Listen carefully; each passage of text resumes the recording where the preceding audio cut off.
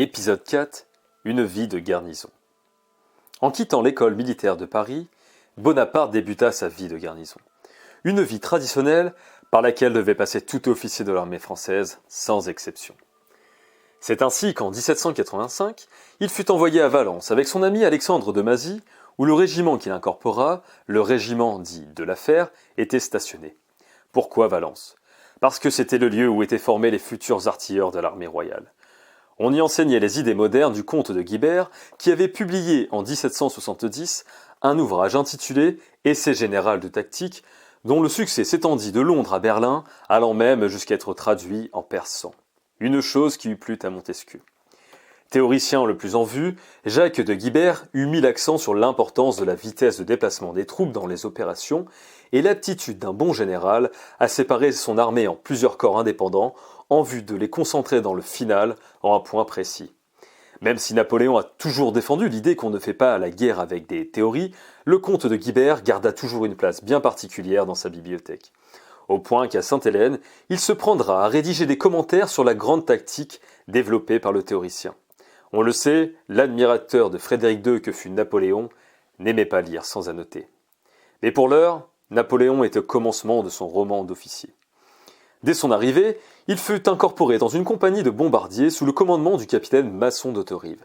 Novice en la matière, mais curieux par nature, il se forma en stratégie et absorba par des lectures animées les pensées militaires prônées par l'école.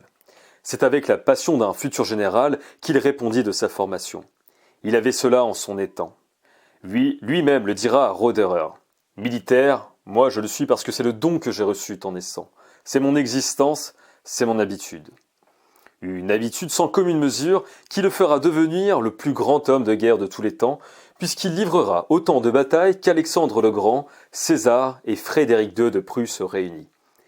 Et sa curiosité ne s'arrêtait pas seulement au domaine militaire. Il se plut pour la géographie, que lui enseigna Sérusier en s'initiant particulièrement au maniement des cartes.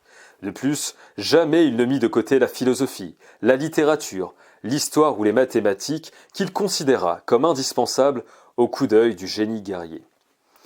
Valence fut aussi pour Napoléon le temps de l'écriture. La plume devenait chaque coucher de soleil son sabre du soir. On sentira dans la plupart de ses écrits l'admiration qu'il eut pour Jean-Jacques Rousseau. Il en fut un laudateur romantique. Il s'emportera d'ailleurs dans une ébauche sur l'histoire de Corse, tel le citoyen de Genève, quelques années avant lui, qui faisira dire à Frédéric Masson « La Corse et Rousseau, voilà tout Bonaparte en 1986 ». Car l'île de Beauté était le révélateur de ses passions, de son patriotisme. On le sait, tout homme sur terre a besoin de spiritualité. Paganisme, christianisme, bouddhisme, peu importe l'étendue du dieu ou des dieux, la foi est indispensable à l'existence. Or pour Napoléon, en ses heures de formation, sa foi était sa passion unique pour la Corse, l'amour de la patrie. Aussi, dans son ouvrage intitulé Napoléon, Jean Tullard nous livre la partie d'un écrit de Bonaparte qui ne nous permet pas de tirer de conclusion, mais autorise à comprendre vers quelle rêverie philosophique était tourné le jeune Corse. Cet alliage entre le verbe et l'intonation, entre la raison politique et l'âme nationale, nous font comprendre la psychologie de Napoléon. Il se voit en Lycurgue fendant le système, en un Justinien classique des temps nouveaux, armé des lignes de vie d'une future dynastie corse. C'est là toute la puissance triomphante de sa mélancolie.